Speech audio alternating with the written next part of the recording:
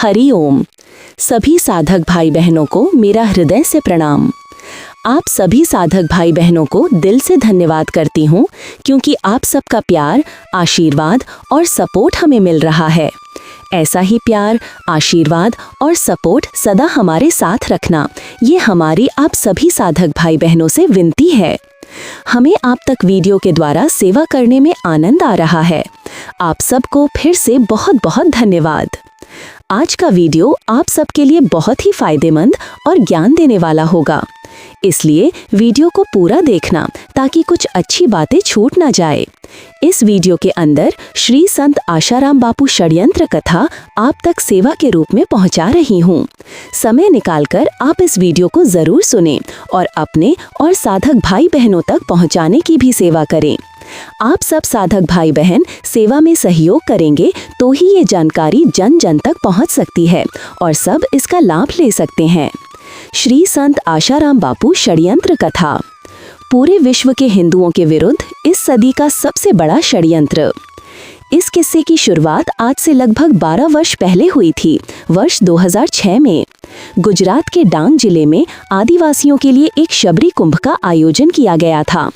इसमें गुजरात, मध्य प्रदेश व राजस्थान सहित लगभग 5-6 जिलों के लाखों आदिवासी सम्मिलित हुए थे। इस कुंभ में हिंदू संत आशाराम जी बापू जी ने ईसाई धर्म में धर्मांतरित किए जा चुके हजारों आदिवासियों को वहां केवल एक मंत्र उच्चारित करवाकर पुनः हिंदू धर्म में वापसी करवा दी थी। और बस यहीं से ये महान हिंदू संत इन अति शक्तिशाली ईसाई मिशनरियों का टारगेट नंबर 1 बन गए थे। अंतर्राष्ट्रीय ईसाई मिशनरियों द्वारा भारत को वर्ष 2020 तक एक ईसाई राष्ट्र बना देने के उनके एजेंडे में हिंदू संत आशाराम बापू व उनकी संस्था योग वेदांत सेवा समिति ही सबसे बड़ी बाधा बन रही थी। इसीलिए इन दोनों को ही पूरी तरह से नेस्त नाबूद करने के काम में ये शक्तियां वर्ष 2006 से ही जुट गई थीं। अपने इस काम, इसे ऑपरेशन नील का नाम दिया गया था, को अंजाम देने के लिए ये लोग पानी की तरह पैसा बहा रहे थे। वर्ष 2009 में इटली की एक ईसाई महिला सोनिया गांधी की कांग्रेस के सत्ता में आते ही उनके इस काम ने और भी तेजी पकड़ ली। इससे पहले वर्ष 2008 में संत आशाराम बापू के गुरुकुल के 2 बच्चों की दुर्घटनावश मृत्यु को लेकर किए गए इनके सभी षड्यंत्र पूरी तरह से नाकाम हो चुके थे। हालांकि उस समय गुजरात की तत्कालीन भाजपा सरकार ने भी इसमें उनको पूरा सहयोग दिया था। गुजरात के एक अति अहंकारी नेता को उस समय हिंदू संत आशाराम बापू की जय जयकार के सामने अपनी जय जयकार बहुत कम सुनाई पड़ रही थी, और आप जानते ही हैं कि ये उन्हें किसी भी कीमत पर आज तक भी बर्दाश्त नहीं है। इसके अतिरिक्त गुजरात की भाजपा सरकार ने जब अपने आप को दुनिया भर में सेक्युलर साबित करने के लिए गांधीनगर गुजरात में सैकड़ों हिंदू मंदिरों को ध्वस्त करवा दिया था, तो उस समय भी हिंदू संत पूज्य आशाराम बापू जी की योग वेदांत सेवा समिति ने भी विश्व हिंदू परिषद के विरोध प्रदर्शनों में भाग लिया था। शायद इन्हीं 2 कारणों से इस अहंकारी नेता ने संत आशाराम बापू के विरुद्ध अपने मन में एक बहुत बड़ी गांठ बांध ली है। फिर वर्ष 2013 भी आ गया। वर्ष 2014 में देश में आम चुनाव भी होने थे। सोनिया कांग्रेस की नजरें अब संत आशाराम बापू के करोड़ों शिष्यों के वोटों पर भी टिक गई थीं। इन लोगों ने शाहजहांपुर, उत्तर प्रदेश के एक परिवार को पहले से ही तैयार किया हुआ था। अगस्त 2013 में इस परिवार की एक युवती ने कांग्रेस शासित दिल्ली राज्य में आकर कांग्रेस शासित राजस्थान के एक शहर जोधपुर की एक मनगढ़ंत घटना बताकर रेप की एक FIR संत आशाराम बापू के खिलाफ रात के 2:45 पर कमला मार्केट थाने में दर्ज करवा दी। युवती की मेडिकल रिपोर्ट में रेप की पुष्टि नहीं हुई, तो बाद में इस केस में पॉक्सो एक्ट और जोड़ दिया गया। शिकायत दर्ज करवाने वाली इस युवती की एक मित्र ने जब इस युवती से संत आशाराम बापू पर झूठी FIR दर्ज करवाने का कारण पूछा था, तो शिकायतकर्ता युवती अपनी घनिष्ठ मित्र से उस समय शायद झूठ नहीं बोल सकी तथा उसने उसे साफ साफ बता दिया कि मैं इसमें क्या कर सकती हूँ, जैसा मम्मी पापा करवा रहे हैं मैं कर रही हूँ। केस दर्ज हो जाने के बाद कांग्रेस का ख्याल था कि संत आशाराम बापू अब पूरी तरह से दबाव में आ गए होंगे।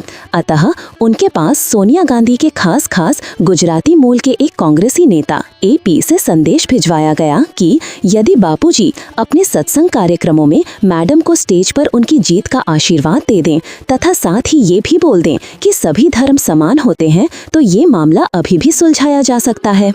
यहाँ कांग्रेस एक तीर से दो शिकार करना चाहती थी। एक तो बापूजी के करोड़ों भक्तों को मैसेज देना था कि इस बार वोट सोनिया कांग्रेस को देना चाहिए।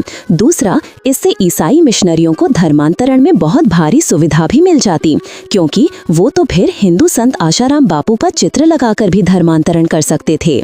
इस पर संत आशाराम बापू ने बिल्कुल साफ साफ शब्दों में कहलवा दिया कि मैं श्रीमती सोनिया गांधी को जीत का आशीर्वाद नहीं दूंगा तथा सभी धर्म एक समान नहीं होते हैं। संसार में सनातन धर्म ही एकमात्र श्रेष्ठतम धर्म है, क्योंकि पूरे विश्व में एकमात्र यही धर्म है जो वसुधैव कुटुंबकम का उद्घोष करता है। परिणाम स्वरूप तिलमिलाई कांग्रेस ने आखिरकार 31 अगस्त 2013 को हिंदू संत आशाराम बापू को अपनी सफाई का कोई भी मौका दिए बिना ही एक भाजपा शासित राज्य मध्य प्रदेश के इंदौर से आधी रात के समय उनकी कुटिया का पिछला दरवाजा तोड़कर एक आतंकवादी की तरह उन्हें गिरफ्तार कर लिया। अब तक वर्ष 2014 के आम चुनावों का बिगुल बज चुका था। भाजपा की कमान गुजरात के उसी नेता के हाथ में आ गई थी जिसे हिंदू संत आशाराम बापू से भारी प्रॉब्लम थी। शेर को पिंजरे में बंद देखकर इस नेता ने तुरंत ही संत आशाराम बापू व उनके परिवार के सभी सदस्यों के विरुद्ध गुजरात में भी एक झूठा मुकदमा और ठोक दिया। हालांकि इसमें पुलिस को 12 वर्ष पुरानी कहानियां घड़नी पड़ी थीं। सोनिया कांग्रेस को सबक सिखाने के लिए संत आशाराम बापू के करोड़ों शिष्यों ने 2014 के आम चुनावों में कांग्रेस को हरवाने और भाजपा को जितवाने के लिए अपना खून पसीना एक कर दिया। भाजपा को एक ऐतिहासिक जीत प्राप्त भी हो गई। अब हिंदू संत आशाराम बापू के करोड़ों शिष्यों व देश के धर्म प्रेमी हिंदुओं को पूरी उम्मीद थी कि केंद्र में भाजपा की सरकार बनते ही इस महान हिंदू संत को अब न्याय अवश्य मिल जाएगा। किंतु हुआ बिल्कुल इसका उल्टा। गले के कैंसर व शिरोवेदना की संसार की सबसे भयंकर बीमारी ट्राइजेमिनल न्यूरेल्जिया से जूझ रहे इस 82 वर्षीय हिंदू संत को लगभग 5 वर्षों तक जमानत तक भी नहीं दी गई। यहाँ तक कि हिंदू संत आशाराम बापू के पुत्रवत सगे भांजे शंकर की मृत्यु अथवा अंत्येष्टि पर भी इन्हें वहां जाने की छूट तक नहीं दी गई। जबकि ऐसे मामलों में तो आतंकवादियों व अन्य खतरनाक व्यक्तियों को भी मानवीय आधार पर ऐसी सुविधा प्रदान की जाती रही है। अब लगभग 5 वर्ष बाद 25 अप्रैल 2018 को जोधपुर के एक जज महोदय ने अपने एक अप्रत्याशित फैसले में संत आशाराम बापू को उम्र कैद की सजा सुना दी है। हालांकि कोर्ट में लगभग 5 वर्ष तक चले इस मुकदमे की कार्यवाही पर शुरू से ही कड़ी नजर रख रहे कांग्रेस और ईसाई मिशनरियों को भी इसकी बिल्कुल उम्मीद नहीं थी और शायद इन्हीं कारणों से दिनांक 14 मार्च 2018 को गुजरात विधानसभा में कांग्रेस पार्टी ने जबरदस्त हंगामा भी किया था। इस केस का फैसला करने वाले जज महोदय को भी सरकार ने फौरन ही तलब की व उनकी सुरक्षा में कमांडो लगाकर उन्हें समाज में एक VIP बना दिया है। इससे पहले भी सूरत के पुलिस कमिश्नर रहे RK अस्थाना साहब को भी CBI में स्पेशल डायरेक्टर बना दिया गया है। इनके कार्यकाल में ही संत आशाराम बापू के परिवार के सदस्यों के खिलाफ वहां तथाकथित झूठे मामले गढ़े गए थे। गांधीनगर कोर्ट के जिस जज महोदय ने संत आशाराम बापू की धर्म पत्नी और उनकी पुत्री को अग्रिम जमानत देकर उस समय जेल जाने से बचा लिया था, उनका उसी शाम एक फैमिली कोर्ट में तबादला कर दिया गया था। शायद न्यायपालिका में इसी प्रकार के सरकारी हस्तक्षेपों के चलते ही सुप्रीम कोर्ट के 4 सीनियर मोस्ट जजों ने एक साथ प्रेस कॉन्फ्रेंस करके देश की जनता को चेताया भी था कि अब लोकतंत्र खतरे में है। लंदन की एक महिला पत्रकार श्रीमती सुनंदा पी तंवर, जो हिंदू संत आशाराम बापू के मामले को शुरू से ही फॉलो कर रही हैं, ने मार्च 2017 में ही स्वयं नई दिल्ली आकर ये खुलासा कर दिया था कि ये सरकार संत आशाराम बापू को अब जीते जी जेल से बाहर आने ही नहीं देना चाहती है और ऐसा ही इस सरकार ने अब किया भी है, चाहे इसके लिए इस हिंदूवादी सरकार को तुरंत फुरत एक नया कानून बनाकर हिंदू संत आशाराम बापू के फैसले से केवल 2 दिन पहले ही उसे अधिसूचित भी करना पड़ा है, क्योंकि इससे पहले पॉक्सो एक्ट में उम्र कैद का कोई प्रावधान ही नहीं था। श्रीमती सुनंदा पी तंवर ने अभी हाल ही में आए इस फैसले की तुलना बम्बई के जस्टिस लोया कांड से की है। उन्होंने स्पष्ट शब्दों में कहा है कि ये सरकार अब हिंदू संत आशाराम बापू को जेल में ही जल्दी से जल्दी निपटाना भी चाहती है, ताकि आने वाले चुनावों में संत आशाराम बापू नाम का कोई मुद्दा ही बाकी न रह सके। श्रीमती तंवर ने इन हिंदू नेताओं को चेताते हुए ये भी कहा है कि शायद आज राजमत के कारण ये लोग देख ही नहीं पा रहे हैं कि जिस हिंदुत्व की डाल पर वो स्वयं बैठे हुए हैं, उसी को बड़े प्रयत्नपूर्वक काट भी रहे हैं। पूरे विश्व के हिंदुओं के लिए ये इस सदी की सबसे बड़ी दुखद घटना है। हिंदू संत आशाराम बापूजी के कारागार में जाते ही ईसाई मिशनरियों ने धर्मांतरण के क्षेत्र में तांडव शुरू कर दिया है। देश की राजधानी दिल्ली तक में खुलेआम बोली लगाकर हिंदुओं का धर्म थोक में खरीदा जा रहा है। एक समाचार के अनुसार केवल उल्लासनगर महाराष्ट्र में 1 लाख हिंदू सिंधियों को ईसाई बना दिया गया है।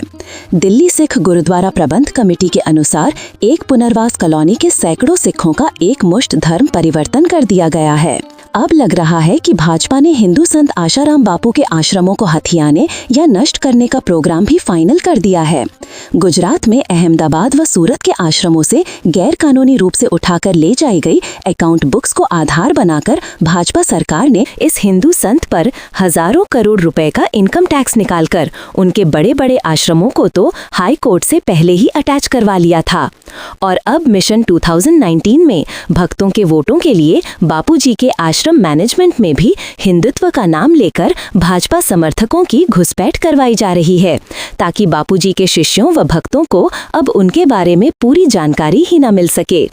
और इस तरह से गौर रक्षकों को गुंडा तथा हिंदू संतों को बलात्कारी घोषित करवाने वाली इस राष्ट्रवादी सरकार ने हिंदू संत आशाराम बापू का किस्सा अपनी तरफ से तो पूरी तरह से तमाम कर दिया है, किंतु विश्व के करोड़ों करोड़ों हिंदू जो आज भी धर्म व परमात्मा में विश्वास रखते हैं, उनका तो आज भी ताल ठोक कर कहना है कि किस्सा तो अभी बाकी है मेरे दोस्त, दुश्मनों के साथ मेरे दोस्त भी आजाद हैं, देखना है खींचता है मुझ पे पहला तीर कौन।